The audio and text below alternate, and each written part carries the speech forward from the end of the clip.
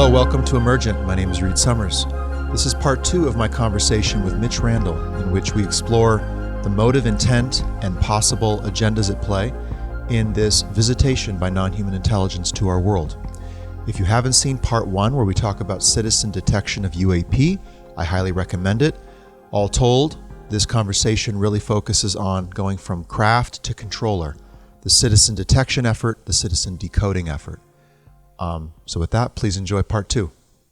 So I thought, we could shift into a little bit more of my wheelhouse, which is the citizen decoding of intent. Move from the detection of craft to the decoding of the controller. And I know this is shifting from hard science into what might look like speculation, but I've long argued that there are methods and coherent processes that we can use to think through the phenomenon using the evidence that we have to come not to a final conclusion about who these entities are, but to come to a starting assessment.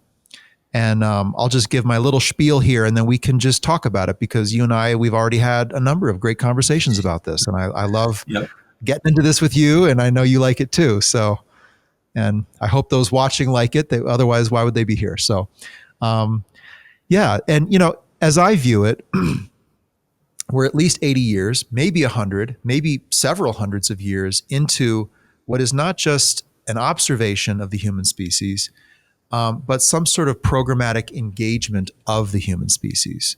These craft and presumably the controller are present in the world. The preponderance of sightings suggests that there are a lot of these craft, that they do have locus of interest. They do have possible places where they leave from and return to, which you might call a base or a center of operation. So to me, this looks like a program not of observation, but of engagement. And there are also indications that beyond just engaging us for science or research or interest, we don't know, that there are actually attempts to influence humanity, to influence whether it's our technological development, to influence events on the geopolitical stage. And I don't have hard evidence to show you of that. I have indications and testimony to show you of that. Just in recent times, we have very credible witnesses, David Grush, Carl Nell, Lou Elizondo, all of whom have used the exact same phrase, a secret arms race that is taking place in the world for technologies and science of non-Earth origin. And now you could say, okay, yeah, but the NHI are not involved in that. We just got some crashed vehicles, which they just crashed, I guess. And now we're back engineering them, and it's all on our side. There's a firm wall between the NHI and us. There's no involvement. They're not trying to do anything in our space. I don't buy that. I think that's implausible, to be honest. When you look at the abduction phenomenon, which again is largely eyewitness testimony, but mountains of eyewitness testimony over decades globally, you start to get the picture of not just an interest in the human species, but an attempt to intervene in either our genetic process, our psychological process, our societal development. And so if there is a secret arms race for non-human technology and science, I think the NHI might be involved in that in some way. There might be a connection. So this is the impetus, in my view, to begin to decode NHI intent. We are at least 80 years in. We've not mounted anything like a coherent human species response. And there is consequence to not doing so. Contact has consequences. In 100 years, where will we be? Is our technology today partly being driven by contacts with non-human intelligence? Partly. Is that possible? I'd say it is possible. We don't know. But there are ways that we can begin to assess and come to bound the wide, vast array of possibilities and theories into more logical, evidential probabilities that would then demand our focus and further evidence collection. So that's my shtick. I have a course that I've taught on this. A framework is up on my website. I'm working on a book on this exact topic. But suffice it to say, in summary, we need to move from possibilities to probabilities and form a starting assessment.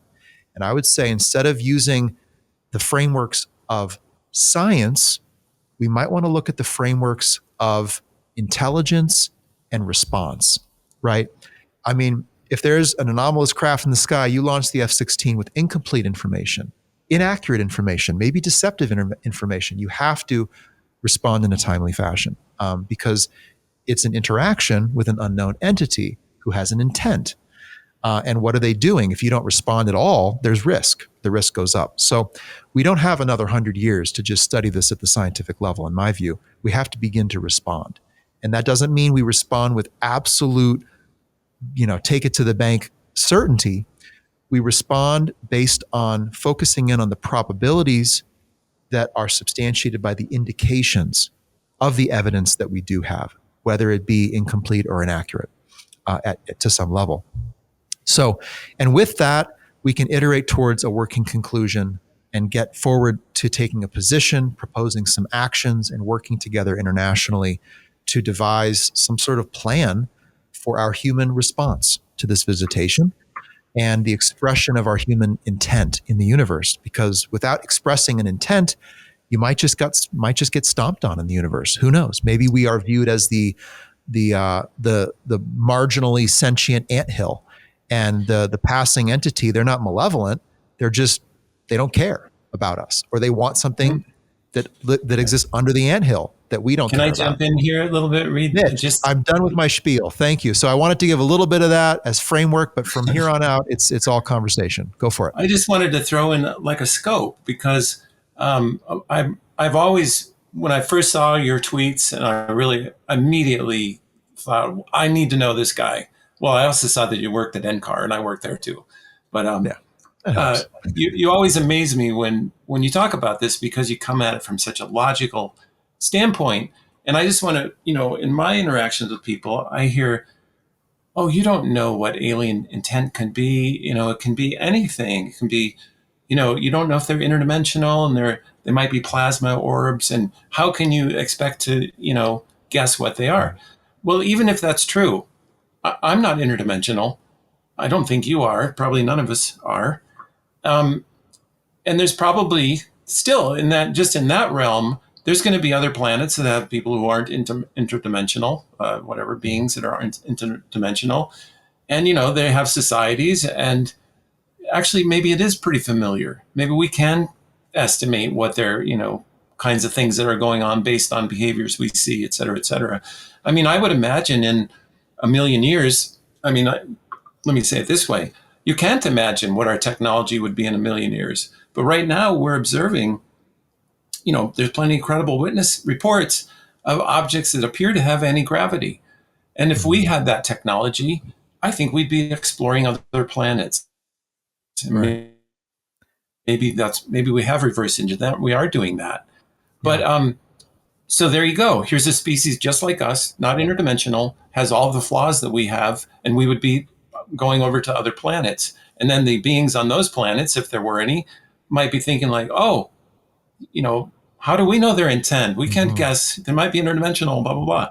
So the point is, there's a lot of possibilities out there. Right. But I really like, and I've heard you address this before, Reed, we don't have to consider everything. Let's just stick with the scope where, there's we see these tangible objects. They probably have tangible drivers that probably came from tangible planets that have societies that are not that dissimilar from, the kinds of theories or philosophies that we have. Right. There's also, I think, this kind of urge to expand into the entirety of what's going on. And there was an interesting interaction. Well, it was reported. It was on stage at Seoul. I don't know if you heard it, but Jacques Vallée said to Carl Nell, we need to account for the whole phenomenon. And Carl Nell said something to the effect, yeah, but to go to the Hill, to get anyone to respond, you need to focus on something, right? Mm-hmm. Which is, you need to put your microscope somewhere in the petri dish and focus on that. And I would argue the physicality of the phenomenon is important. Okay, so interdimensional, are they transiting dimensions? Do they exist there? Maybe. Okay, that's highly theoretical at this point for us, but they are physical. These are physical objects. They could transit the sky and impact a commercial jetliner, right?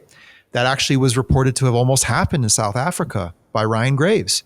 Like super dangerous maneuvers that the human pilot could misreact to and kill 300 people, right? So there's physicality, there's reportedly biology.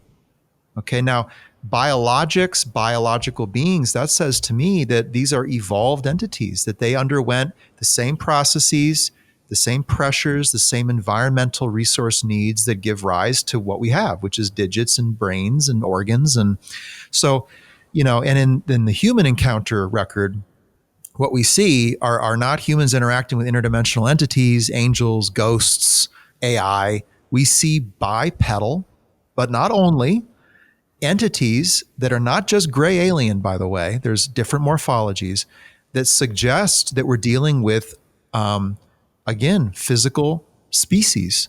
And now species have needs. We've seen this. It's not just in the human record. It's in the record of the billions of species on Earth.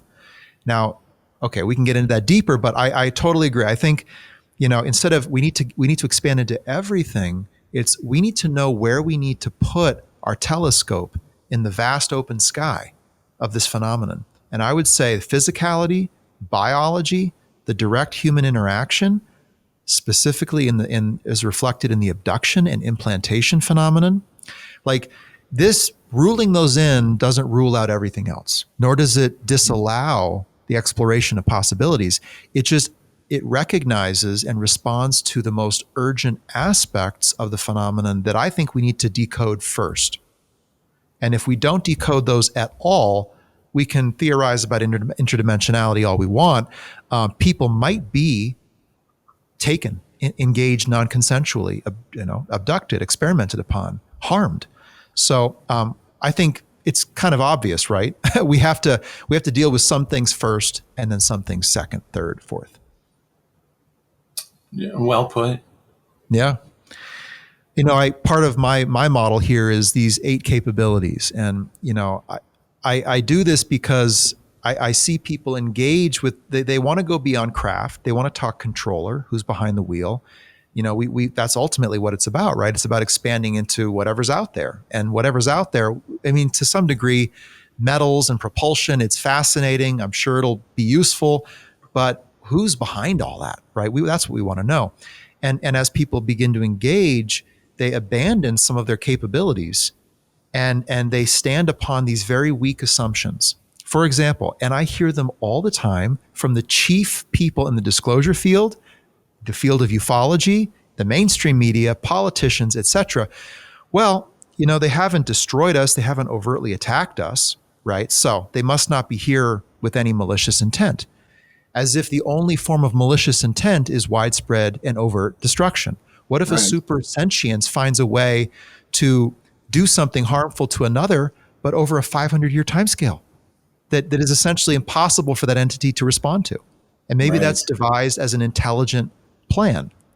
So, that's one. Another is that, well, if they are from another star system, they've traveled between the stars, they have to have overcome the tendency towards destruction, violence, in order to develop the species maturity, the science and technology to achieve interdimensional travel. But does technology come hand in hand with spiritual elevation, ethical elevation? There's so many of these assumptions that people stand upon. So, getting into our fuller capabilities, and what they are is observation. We're capable of observing evidence. We're capable of collecting evidence. We have a human knowledge base. We have fields of knowledge that might be applicable to this. Species interaction is one of them. Plausibility. We are capable of detecting plausible scenarios versus implausible. Logic, caution, responsibility, and instinct. So that's the nature of what I teach and work on the side. But, I think we have to engage all those capabilities if we're going to effectively decode this presence. Well, can I throw this at you? I think Please. There's some universal truths that apply universally. Essentially, you can call it evolution, but basically selection of some kind. So that, let's say you have 100 star systems with 100 species, and then you just start playing the clock forward. What do you see happen? Well, if one of the species happens to be aggressive, you're going to see that species start to propagate. So there's this isn't a speculation like of intent. It's just a statistical thing. It says, Right. well, probably there's a bunch of civilizations all with different propensities to act certain ways, some of them more mature than others, but the ones that are going to propagate, the ones that are going to end up with more population and a better chance of, let's say, running into Earth, are going to be the ones that let's say are more aggressive or more tend to populate stronger with a stronger Mm-hmm. exponential. So Right. this isn't I'm not guessing intent, or we're not guessing intent. We're just talking about the reality of the selection process. And that's Yeah. a universal truth that even if we don't know anything about species, we can still apply that truth. So for a Right. long time, I always thought if your planet encounters a species, is likely to be a pretty aggressive species, because the assumption I'm making is that there's lots of species. So Right. we can talk about whether that's true or not. But if there were a lot of species, then my assumption is probably correct. Hmm. Some would say, well, a destructive species would tend towards self-destruction. They would be unable to contain that urge. And I mean, is that necessarily Oh, true though? Are there not well, ways? I have the answer Right. for that. The answer is, what defines a species that's populating quicker than others is that they figured that out. So, I mean, you're saying, well, what if they figured it out? It means that they destroyed themselves. No, it doesn't. It's a self actuating concept. Right. It's whatever species happens to be more, populate quicker, or take over other planets quicker, or something like that. They're going to be the ones that are most likely to bump into you first. Right. I mean, I we mean, think that's in terms, I think so often the only sentient life form that we think we engage with, there might be others that are non-human in the world, but is us. And so, we think, oh, invasive species, okay, they overconsume, they overpopulate, their food supply, collapses, they go through a die-off phase. But that's even at the species level, that's not always true. I mean, invasive species just decimate ecosystems to this day and still persist, you know? And so, yeah. right. And so this urge, this is why I would argue we have to rule in physical alien visitation. Are they physical? Are they alien? And are they actually visitors? Now, I know those are not resolved for a lot of people, which is fine. I get that. That's the urgent factor, because if these entities are motivated by the same urge to replicate, to assure survival and continuation of the species, and to consume more resources in order for that to be perpetuated, and if they are sentient, okay, so they're not just an invasive mold or something like that, they can think through the best way to do it in ways that might be way beyond our own, and much more long game than we think as a species. Maybe these entities live for hundreds of years, right? Maybe their societies existed for hundreds of thousands of years. So there might be a profoundly different psychology, consciousness level to how they do it. But if they are physical alien, look what we're sitting on top of, folks. The Earth-like worlds, yeah, they're probably out there, but they're way more rare than common. And what happened in the 20th century? Nuclear weapons, environmental destruction, overpopulation, right? The technology to master the Earth for the purpose of the apex species. Well, maybe someone wants to also be the apex species. Maybe someone doesn't want us to destroy this Earth, because look at what this world is as an environment. Well, So, look, yeah. yeah, I was just going to throw in, look at a species that they, let's say they meditate all day and they have no desire to rule over another species, and they're spiritually enlightened.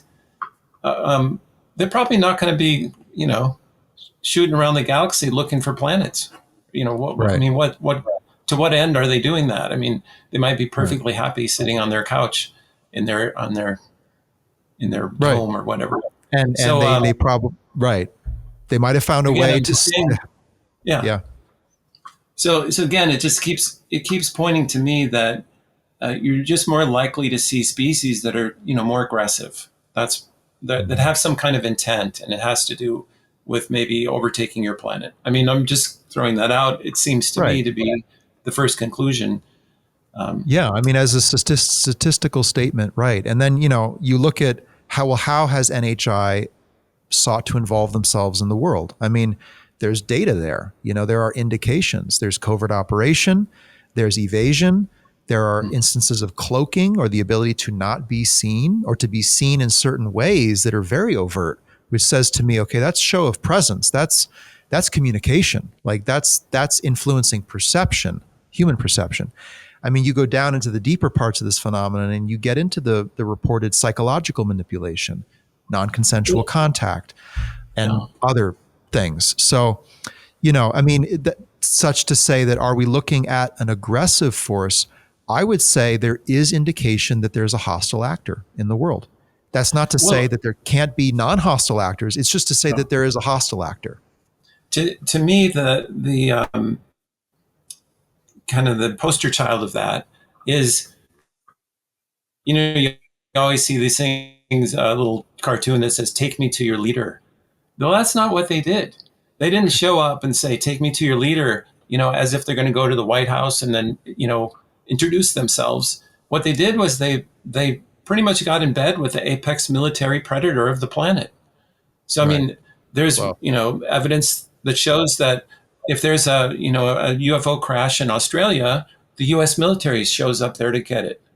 Basically all over the world, the U.S. military is there to grab up whatever crashed, which I would argue is the apex military predator of the planet. And it appears, like I mentioned earlier here, that, just the idea that the military, claims that these things aren't a threat, to me tells me that they're in communication with them. That's my conclusion. And so that there's just evidence, like you're saying, that tells me they came here and instead of saying, "Take me to your leader," they started talking to the apex military predator. That doesn't look good. Right. That's an interesting view. The first part that, because government is not declaring a threat when that's what government would do with an anomaly that they can't track or impede, right? It's a threat. It's a potential threat. Why would they not be saying that? Is it potentially that they think they know, or they think they have entered the engagement in the way they want? Maybe they've resolved it's not a threat, or maybe they think it's a threat, but they're going to mitigate that on the back end, right? Not the front end of society. But I fully agree with the point that, there's how the NHI engaged us is information. It's indication. Mm-hmm. I have this thing, the 5 observables of NHI, not of UAP, but of NHI.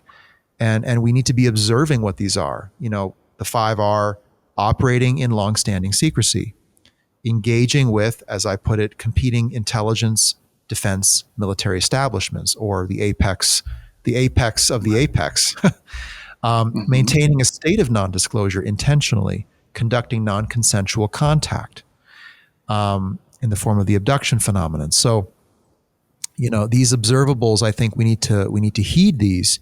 And I love talking with you about this, and I love your science mind, and I got struck by some of your posts as well.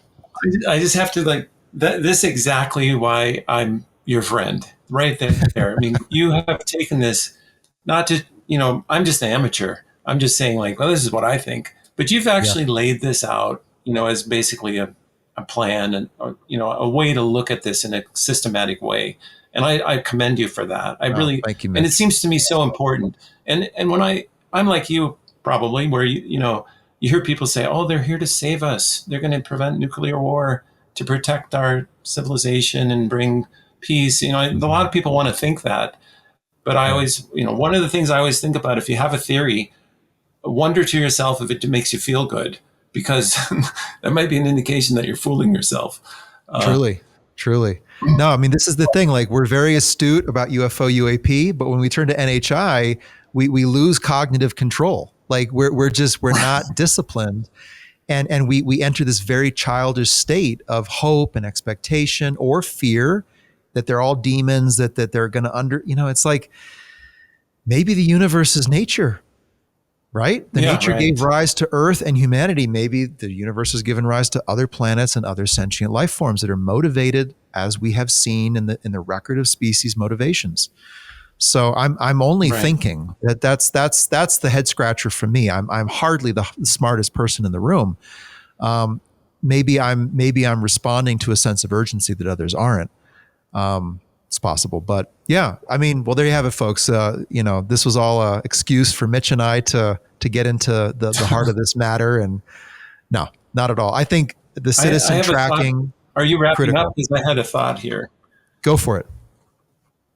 I just wanted to justify also kind of my idea that the universe is teeming with life, because that gives rise to then a way to think through a lot of these things like this selection I was talking about.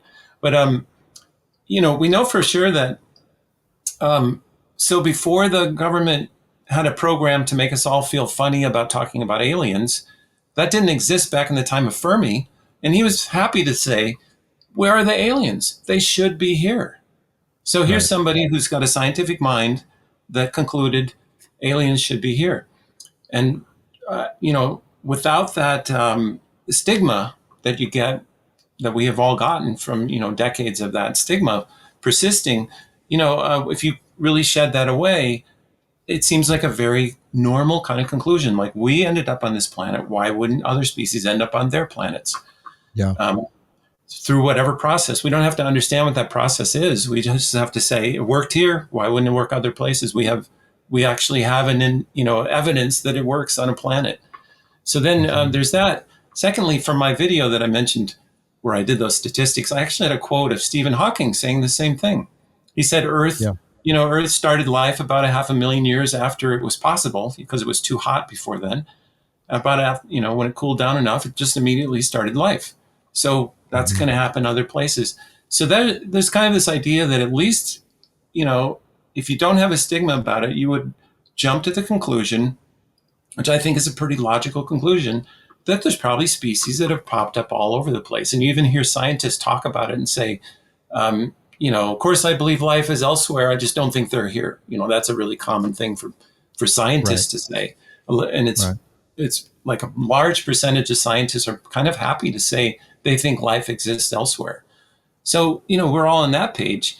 So then the other part of it is, it comes back to, well, if we had a flying disc, if we could do that technology, we'd be to other planets in a heartbeat. We'd be zipping all over. And why wouldn't we start a colony on, Alpha Centauri, 4.7 light years away, when, there's probably a planet there. I think the estimate is that there's roughly one habitable planet per star.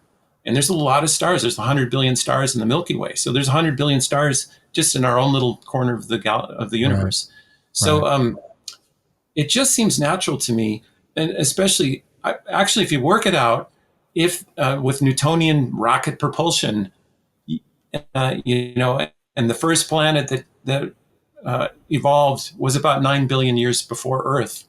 In 9 billion years, actually, you could populate the universe with imagining that there's life already started in other planets around the universe. The whole thing would be populated easily with Newtonian rockets in 9 billion years. But if then you say, well, we realize that there's anti-gravity possible. We don't know how to do it now, but we have evidence that it is possible because we witnessed it. So if that's true, 9 billion years we could have done it 50 times over. I mean, so to me, it's just very, it's not a stretch at all to imagine that we're, the whole universe is teeming with life. It's almost hard to imagine it's not. That's what I would say. Yeah. I would say the burden of proof on that argument, the burden of proof is on that argument more than the opposite. Interestingly, Enrico Fermi, born 1901, died 1954, was a member of the Manhattan Project, which, how interesting, seems to have folded into the UFO secrecy. And the UFO phenomenon, whether that came into that sphere in the 50s, 40s, earlier, don't know, kind of now is housed in the remnants of the nuclear classification system and secrecy apparatus. So he was asking, where is everybody? Well, he got a little wake up at the end there. I'm not sure he knew about it, but can only speculate. Interesting, Mitch. So if you wouldn't mind, how do you see the current visitation? What's your assessment at this moment of what you think is going on with NHI? Well, I have an update for you that I haven't talked to you about this before, but I saw, that show Veritasium, or that channel Veritasium. It's a YouTube channel, and they have the guy that does it. I don't know his name, but he goes into stuff pretty in depth, and he went into this one about game theory, and namely the prisoner's dilemma, and pointed out the prisoner's dilemma has, I'm just going to assume everybody knows what it is, so I don't have to describe what it is. We can put this on screen, Calvin. It's basically a problem between two prisoners where if they both do the kind of the best, if they both think each other's going to do the best thing, then they both come out the best in their sentencing. But if one of them cheats on the other, then they come out even better, and it just works out. There's really no good answer to it. So that's a prisoner's dilemma. But what he came up with is, but if you if you repeat the prisoner's dilemma, then there actually is a strategy for it. There's really kind of that's why it's a dilemma. There's no real strategy for it if it's a one-off thing. But if there's multiple recurrences of this prisoner's dilemma with the same other prisoner, you can start to kind of get there, figure out where they're at, and then come up with the best response. And this plays out, and it's a really good show because they show how it plays out, for example, in the animal kingdom, where some animals, synergistically help each other. And there's, you kind of, from first principles, you say, how can that be? Like, how did they figure out how to do that? Because why didn't they just kill that other animal and they'd have more food or something like that? But through this repeated prisoner's dilemma, these trials and errors with the other animals in these different situations, they finally come up with kind of a behavior that ends up benefiting both species. And so, although I think that the first species that it's going to encounter our planet is going to be like an aggressive species, because you can work out, I mentioned earlier how that kind of works out. However, if the population of the universe has been repopulated several times, and this is like a dynamic, ongoing interaction between different species, there can emerge these, behaviors where they interact with other species in such a way that kind of everybody wins. So, I haven't thought through this because it's kind of a simple argument to figure out, the most aggressive one is going to come here first.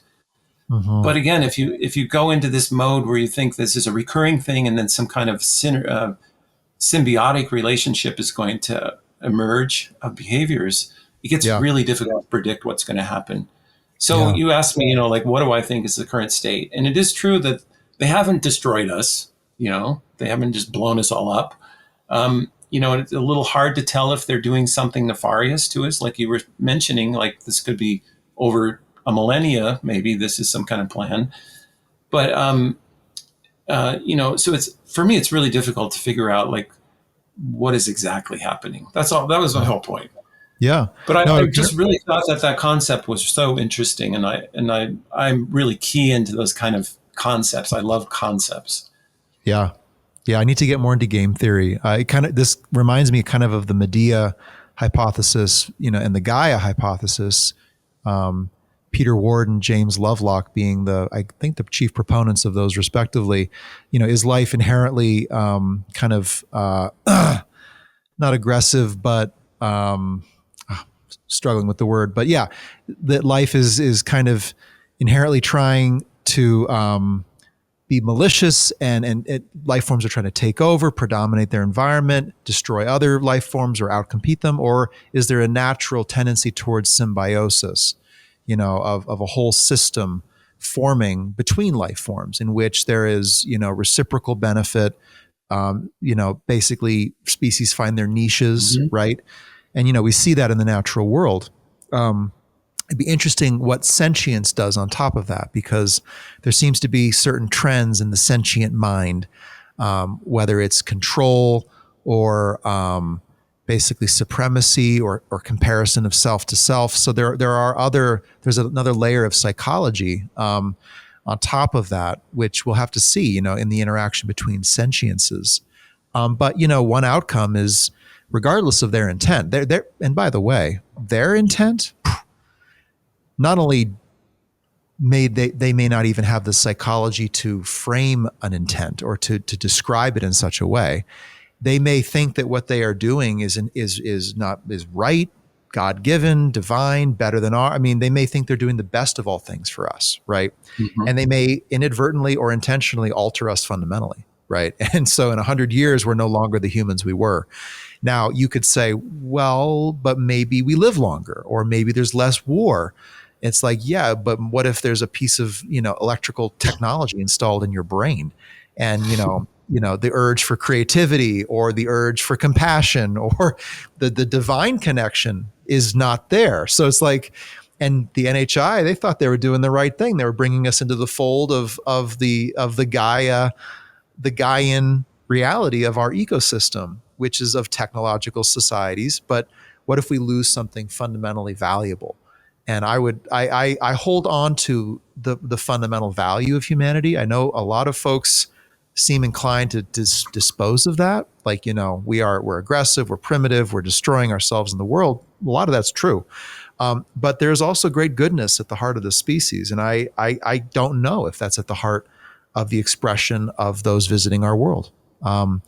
So before we just toss that out and say, yes, let's enter the Gaian cyborg ecosystem of hyper technology, it's like, well, hold on a minute. Like, what do we have as a civilization and as a species? I mean, let's think about that, because cultural erasure is a trend, at least in the interaction of advanced and more primitive societies in human history. And so we could lose our culture.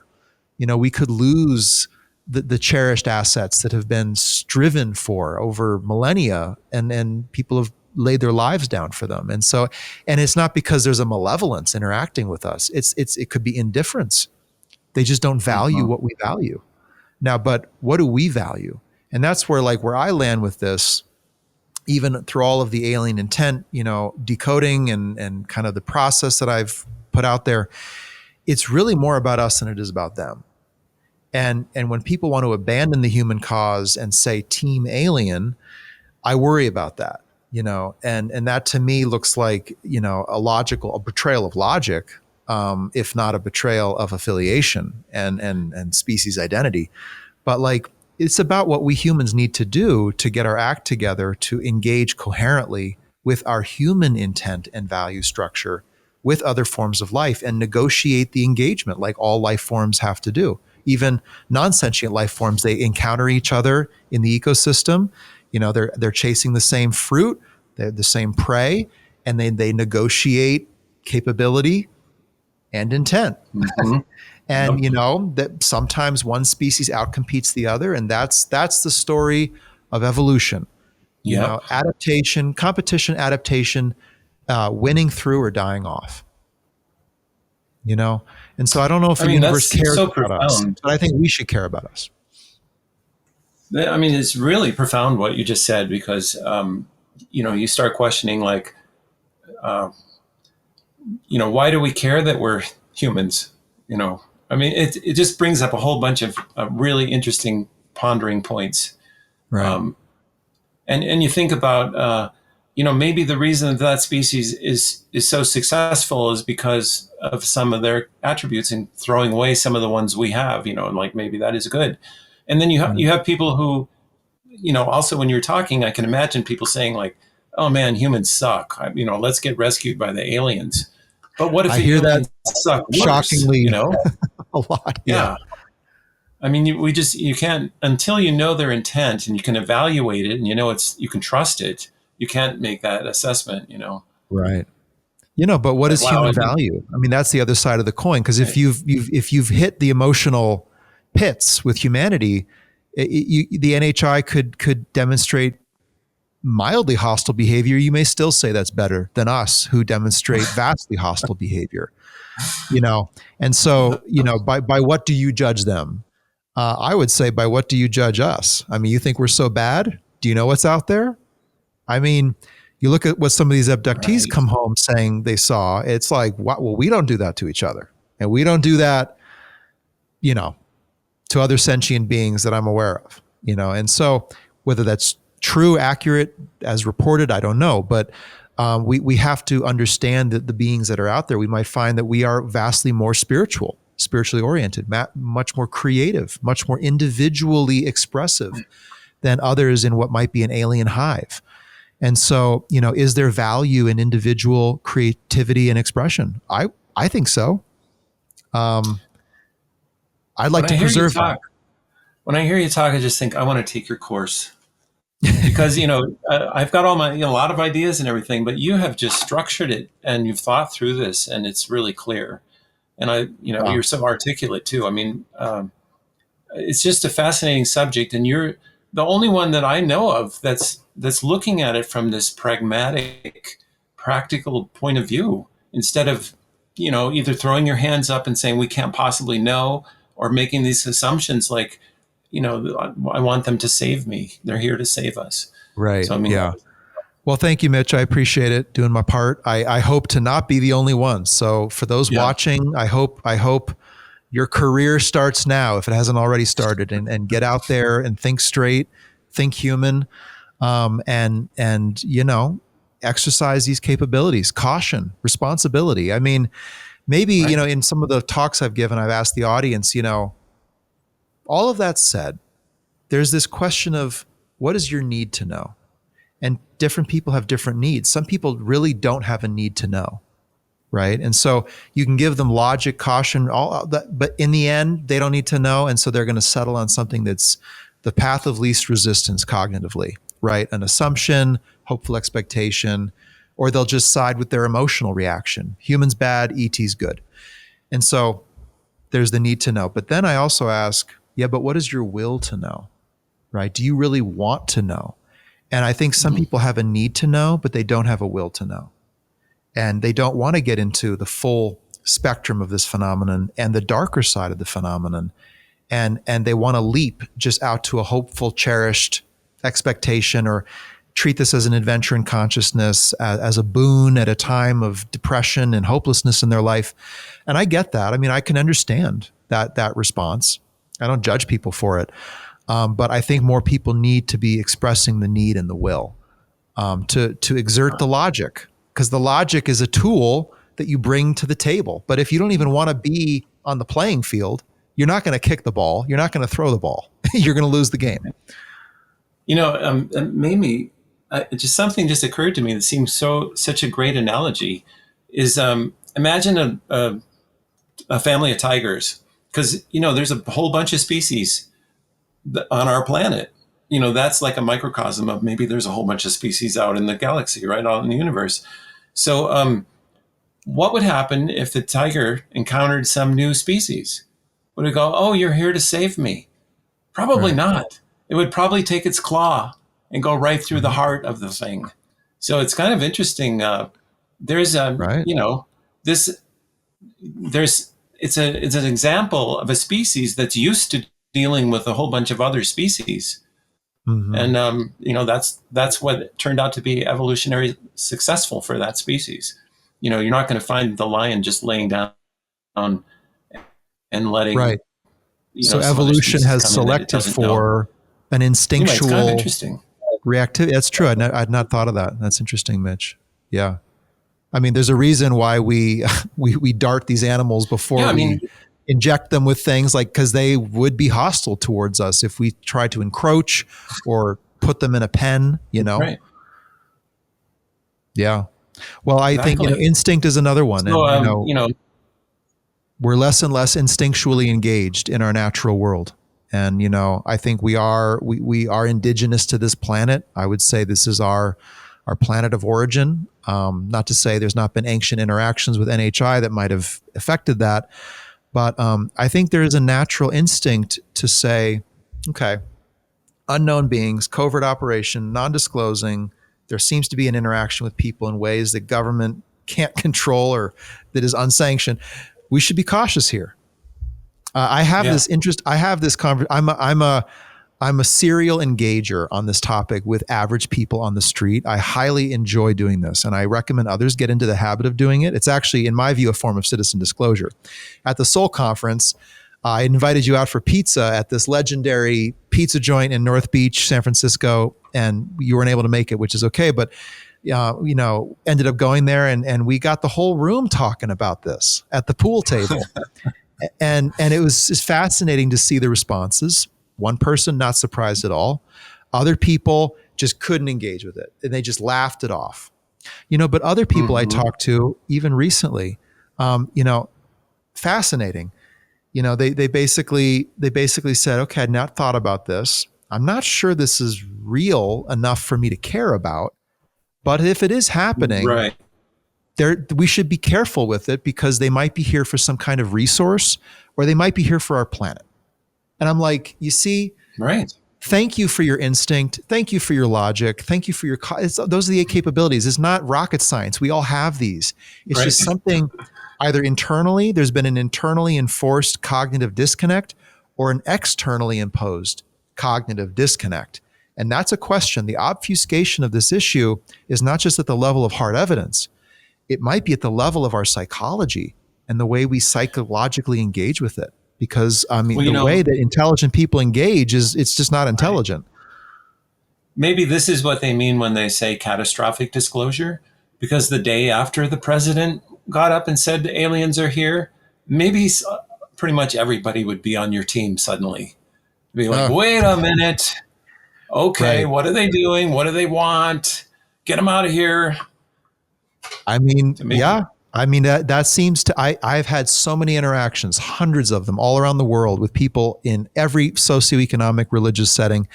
There's like a preponderance, I would say greater than 50%, who have a natural, cautious, instinctual concern about the intent and what they would want, because intelligence means intent and everyone wants something, especially if they don't disclose their intent, right? It's natural. And something is short-circuiting that. So maybe you're right, Mitch. We'll see what activates on that day after. I know we talked about this before too, where abductees who have been, abducted, that's a legal term. That's like not a good thing. And they can come back with kind of a positive take on it. And I've heard people say that, they made me feel comfortable. They told me not to worry, this kind of thing. But obviously, if you're a good abductor, that's what you would do. So, right. Maybe you're good at making people feel good and not feel afraid and think it was good.